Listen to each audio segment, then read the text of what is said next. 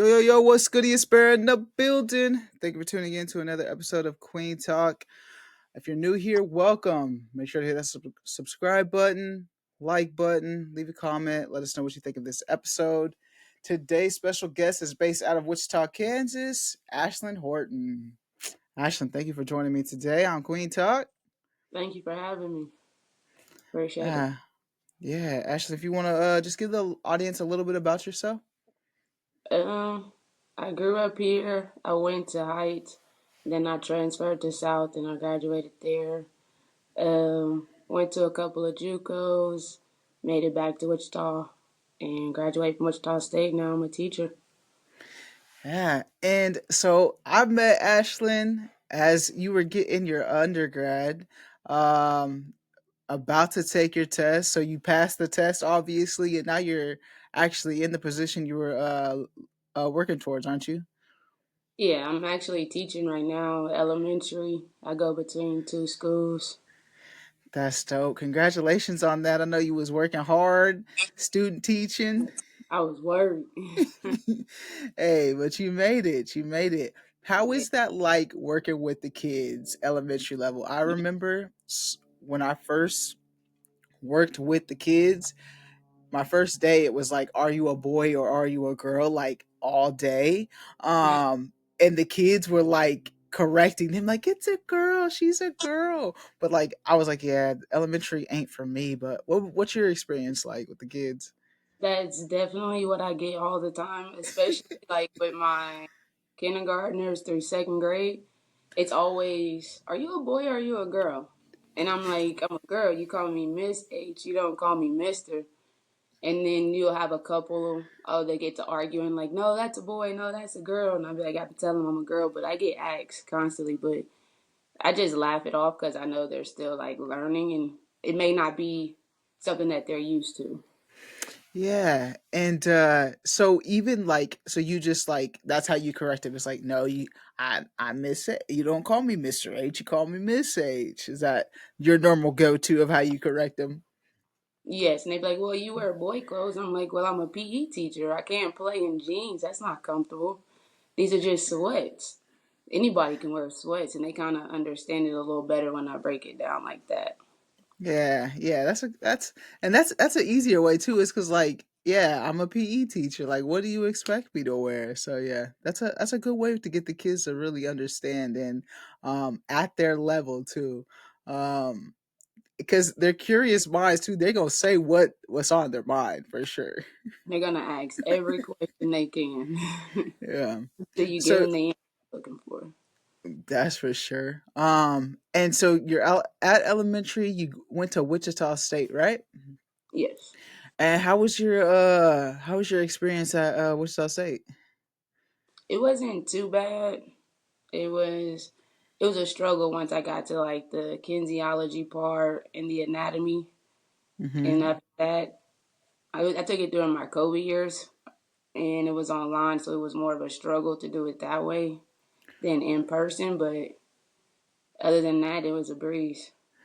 Yeah, you did do it right during COVID too. Well, you passed the test, so like, what advice do you have for other people that may be going through their student teaching, getting that PE license? Like, what advice would you have for them? Trust the process. Like it's gonna be ups and it's gonna be downs and it's gonna be something new every day to where you're feeling defeated. Like, oh my goodness, they didn't tell me about this. They didn't let me know about this. But you gotta just trust the process and learn as you go and take everything in. Yeah, and you were studying for that test hard. Like when I was with you and you were student teaching, like you took your breaks, like you were studying during lunch, like you was in that book. Yes, I took it twice. The first time I missed it by 1 point. And I'm like, oh my goodness. And I remembered some of the questions that was on it. And I'm like, okay, these are the ones that I must have had trouble with. So I went back and studied those and then took it like 2 months later. And then And I passed. passed it. Hey, congratulations on not giving up too. I know that 1 point could be discouraging. Like, Yes. damn. I was ready to cry. Like, man, I don't know if I want to do this. I'm about to graduate. Like, it's here now, so I got to do it. I had Yeah. already accepted the position, but no turning back. Yeah. What support system did you have during that process? And my girlfriend, she was definitely my support during the whole time. She was studying with me. Some of the teachers that I was working with was helping me in studying, using my note cards with me, giving Hell me yeah. tips on how to take it, what to do. Hell yeah. That's dope. That's dope. That's good that you have a partner that does that for you. Um and speaking of your partner, in your when you filled out the questionnaire, right? Mhm. You said I'm gay, but I wouldn't say I'm a part of the community. What do you mean by that? Like, I don't believe in like the transgender part of it. Like, I definitely understand it, but I don't know. It's just kind of different for me. Like, I'm used to where it's just like the LGBT, and then Yeah. now you're adding on extra. It's a little confusing. Yeah. The T stands for transgender though. The LGBT.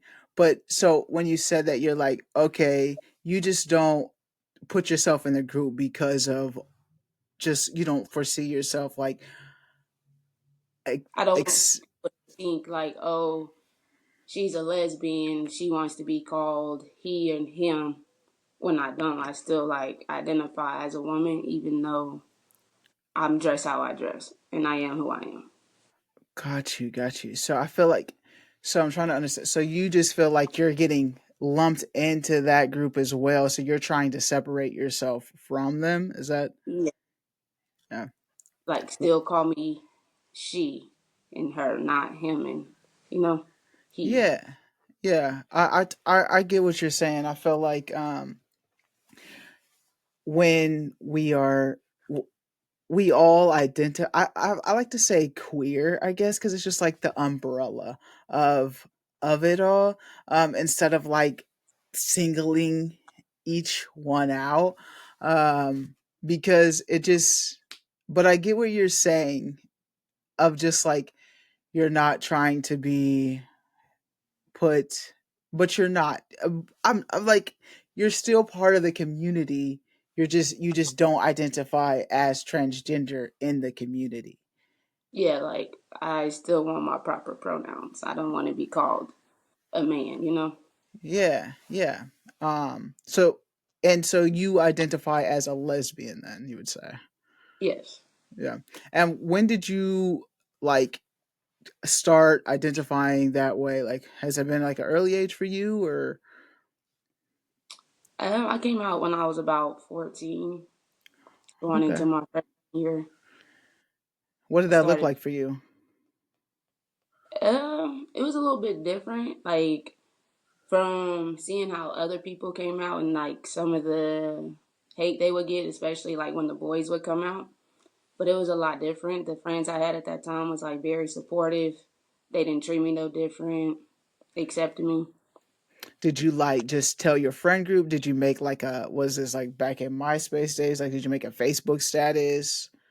Not to make a Facebook status. I was dressing as a girl all up until that freshman year. And that summertime, I came out and told them like, "Hey, I'm messing with somebody. It's a girl." They kind of was just like, "Okay, like cool." And then That's how your parents reacted? That's what you told your parents? no, I told them my friends first, Okay. and they were okay with it. Like that ain't nothing.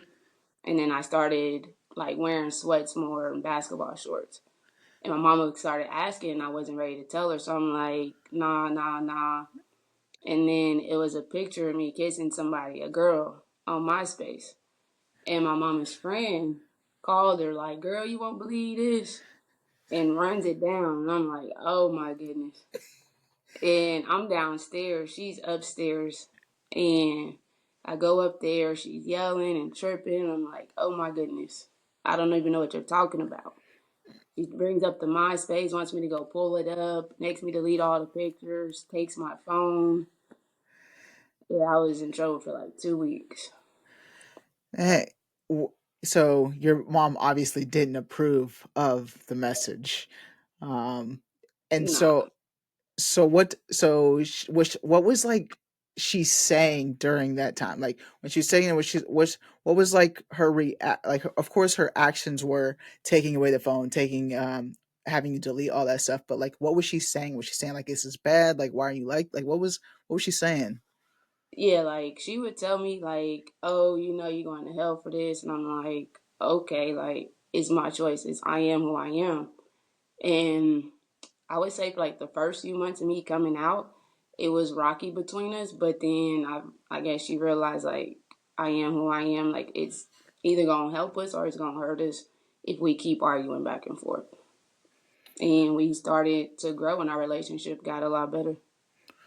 And how do you think did you ever have a like a conversation of how you got to that point like later on? Like of course that was when you're at 14, but later on it was there something that made her be like, "Oh, was there like an aha moment for her?" I'm not sure if it was like an aha moment for her. We never actually sat down and had that conversation. It was kind of like we woke up one day and it was just different. Like we just put it behind us and kept it pushing. Yeah, and so that was at a young age. You said you're 14 when this happened. So that was brave of you to do. Especially just like and you're like close to 30, so like back then like we're that old, but just like it wasn't like you said earlier, just when people said it, the reactions that they got, you were brave enough to withstand that. So at a young age, so kudos to you. Um, was your father involved at all, or you just mentioned your mother? So Nah, my father wasn't never really active, and like when he started coming around, he didn't care either. yeah, He well, was just more happy to be around me than not to be around me. yeah. And so did you said you just started dating females at the age of 14. So you just is and you just never looks back. You just always identified as lesbian from that point forward. From that point forward. Ah, that's lit. Like I just like man, if I would have came out at 14 cuz I knew at that age cuz Mhm. I had a crush, it would be so different. Like I who knows like how it would be, but like did you see other people like you growing up? Like was there other people coming out? Like you went to Wichita, so it was like there are more females that were like, "Yeah, I'm gay too." Like did you have like a little group or was it just really you? So back then, it was the thing to do was skating. So at the skating rink is how I was introduced to all the other lesbians and everybody else. It wasn't like too many girls that were open at the school I went to, and there it was like almost everybody there was, and it was just our own little group. That damn So no, skating ring. man, carousel every Saturday. And the skating rink, I wonder if it's like that like it used to be because that's like that was a good obviously in Wichita it's bigger. So like that skating rink life was probably lit. Um did you do you still connect with like those people that you met since Wichita's pretty small, so do you still have like that circle of friends? Yeah, like every now and then we'll reach out and speak, or if we see each other in public, we'll speak. But that's pretty much it.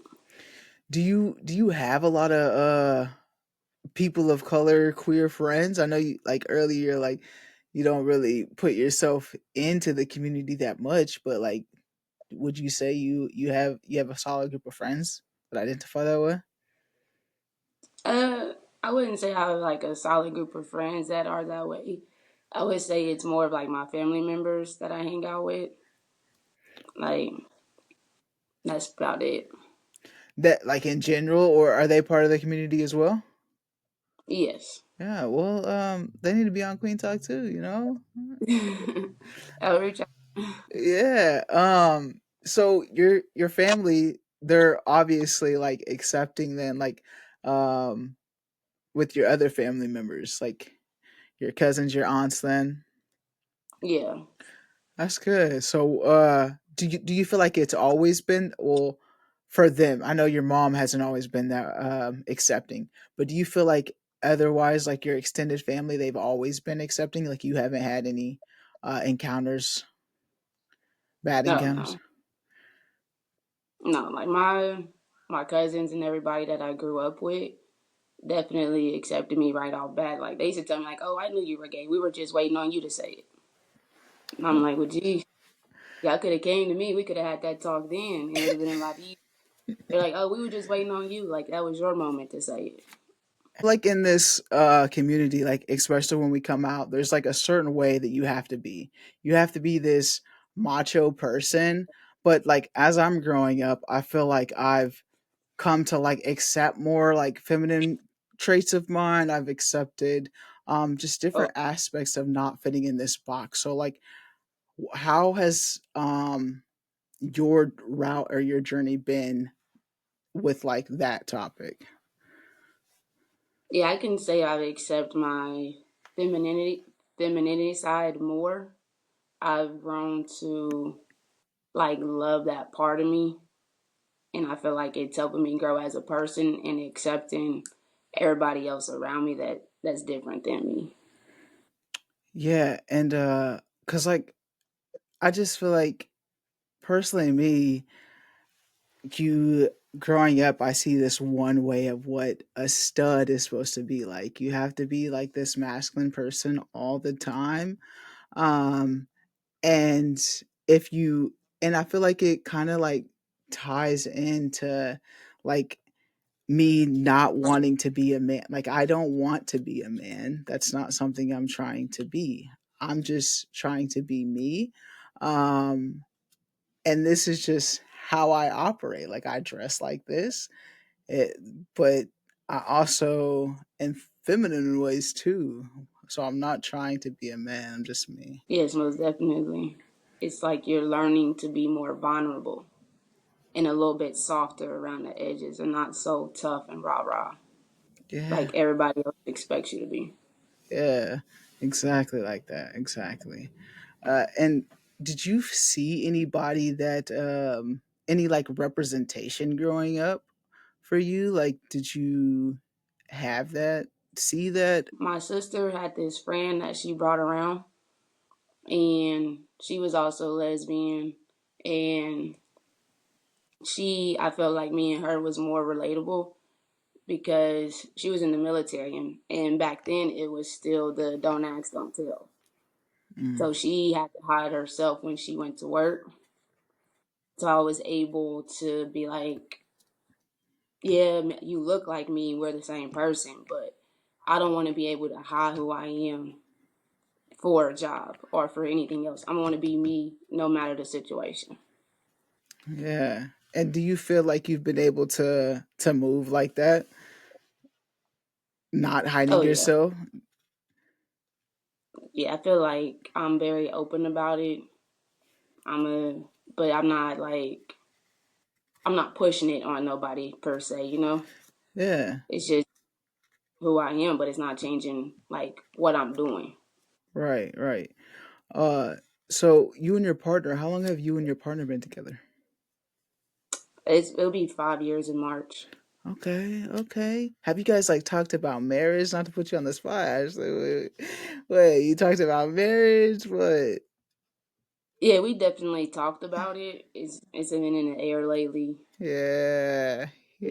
It's just I don't know. What don't you know? What don't you know? It's nervous talking, like nerve wracking talking about it.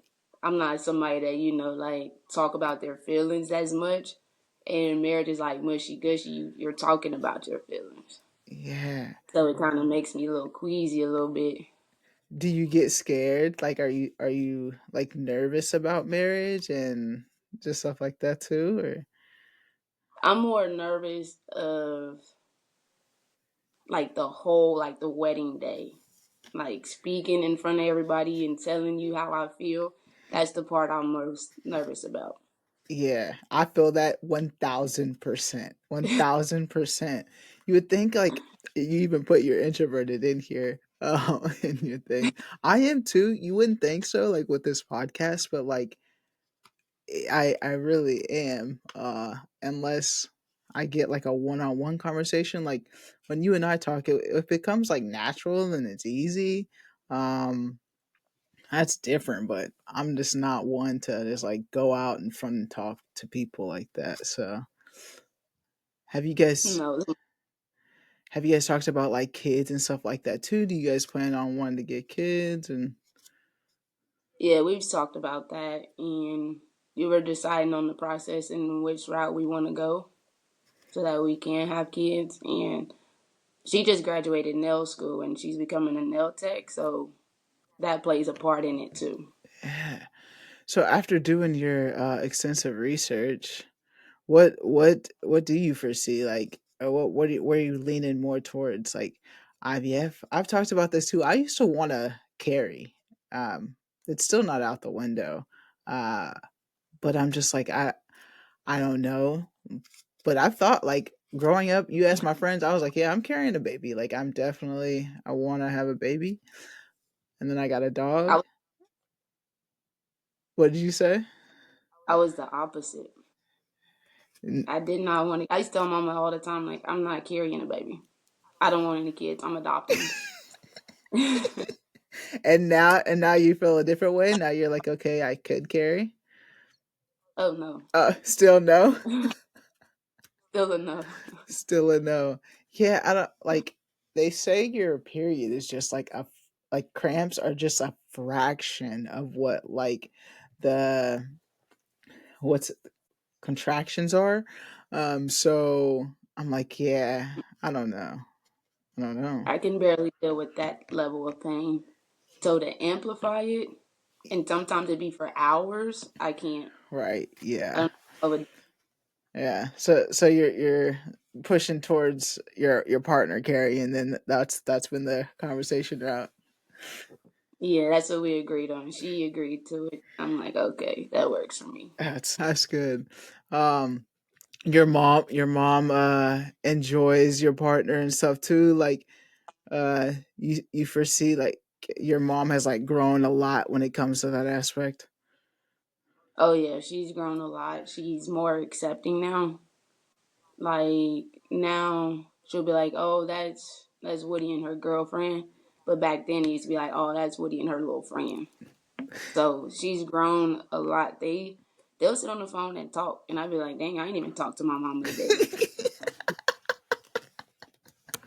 But that's good. That's good that she's grown. It would That would have been detrimental to our relationship if she hadn't. I feel like because I wasn't going to change, and she wasn't going to change, so Yeah, it was for the best. for sure. And I feel like it hasn't been you've just this has been you since you're young. So this is like for you what advice do you have for other people that may be struggling to come out themselves? Stay true to yourself. You can't let somebody else's opinion of you affect you. Only you control your journey. So just stay true to yourself. When you're ready, you'll come out. Uh, uh, what's something that's part of your story that maybe we didn't touch on, and you're like, oh, this is what's something nobody knows. Queen Talk exclusive. Something that nobody knows. Um, I don't know. I feel like I don't really do nothing. I'm a homebody. Uh, I have nothing else to do. Fat, fat. And you said you went to a couple JUCOs, play Yeah. ball. What JUCOs you go to?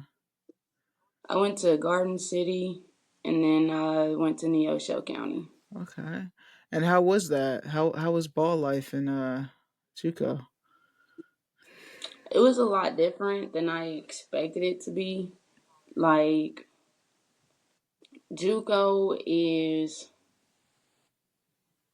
it's like where everybody goes that sometimes like grades hold them back or they got in trouble at a D1 level. So it's like every man for themselves, but you have to find a way to work within the team because everybody wants the same thing, and not many of us is gonna have that chance. Like their chances are even slimmer to go to the next level. So it was a lot. It taught me how to have tough skin. It was a lot. Yeah, you want to hear a story that I asked you a question with something that someone doesn't know. This is something that you don't know. Not many people know. So I tried out for JUCO ball my first year going out of high school, and Mm-hmm.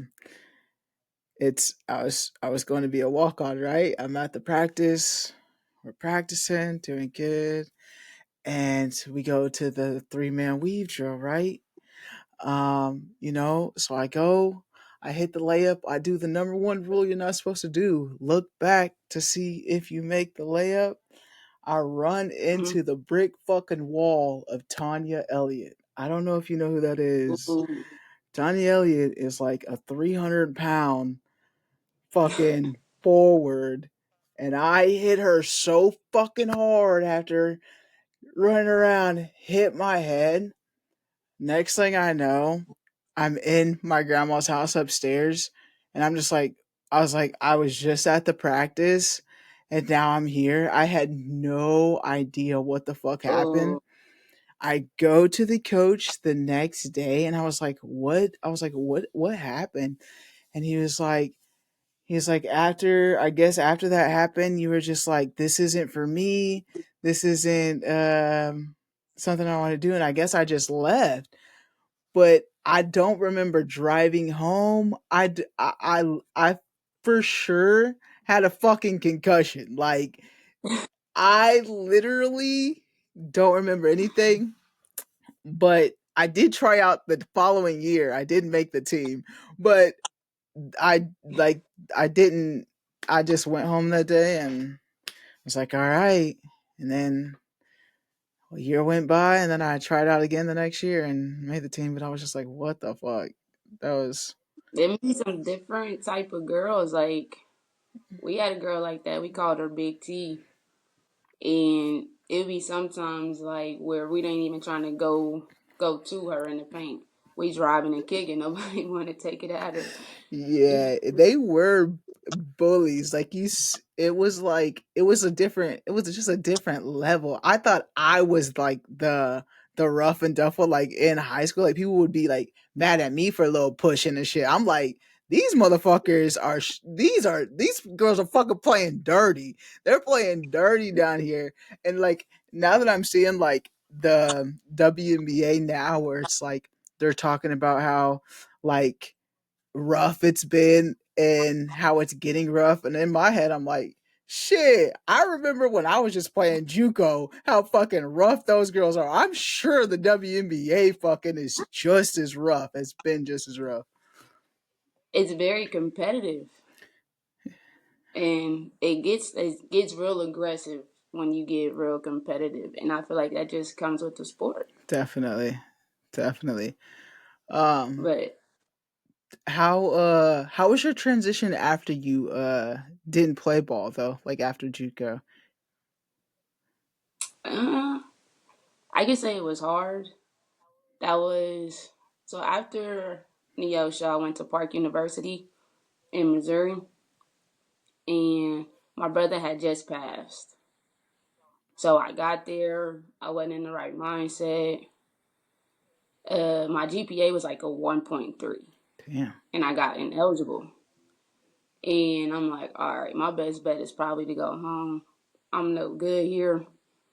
So I left, and that was like 2016. 2018, I decided to go back to WSU to finish my degree, but I still wasn't ready. I just thought I was ready, and I ended up flunking out of WSU. I had to write a whole letter about why it happened, and if I could get back in, thank God they let me in. And by like 2020, I was like, yeah, I need to get everything together. It's about time I graduate. And from that moment, I was on the dean's list. I made sure I had all A's in every class. I was ready to graduate. Like y'all saw that I was prepared and focused. Damn. Yeah. Congratulations, man. What a story. What a story. Like, I'm glad you shared that because it can't, like, people don't understand like the finish line, how many bumps and holes and trips and turns it takes to get there. So for you sharing that, it's not just like, okay, not only did you miss the test by 1 point the first time you took it, but took it again, but like you had a 1.3 GPA at one point, and then just took time for yourself that was much needed, and that was okay. Like, I think it's important for people to know, like, if you need that break, it's okay to just get right. And look at you, you took the break, came back, got the job done. Yeah, it was hard. You had to like look grief in the face and you actually had to deal with it, you know? And once you're able to do that, you're able to grow and you're able to prosper and finish the goal. Yeah, yeah, yeah. I'm sorry about your passing too. It grief is hard. It's but like you said, I think looking it in the face, it's inevitable.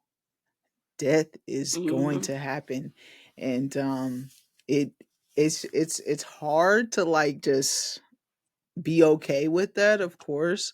Um, but you literally can't stop it. So there's no other way you can be. Like, you literally have to keep living.